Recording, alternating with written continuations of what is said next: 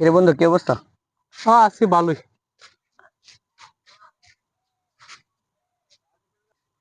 কিরে বন্ধু, বিয়া শাদী করবি না তুই? না রে বন্ধু রে, সংসার তো প্রচুর ঝামেলা।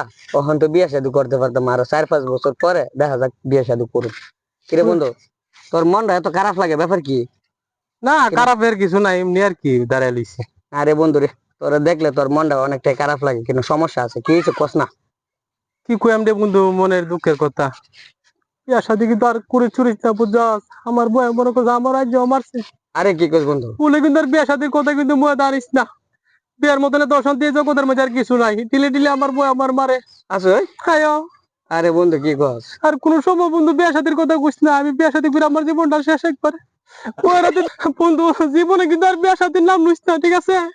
বিয়ার মতন এত অশান্তি এই জগতের মাঝে কিছু নাই। মনটা কি করতাম।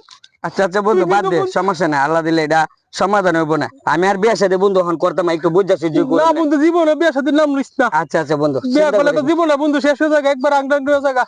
না বন্ধু, একবার জীবন একবার জ্বর ধরা আংটা চাই হয়ে গেছে গা। জীবনে কিন্তু বন্ধু আর বিয়া শাদীর নাম কিন্তু লইস না, ঠিক আছে?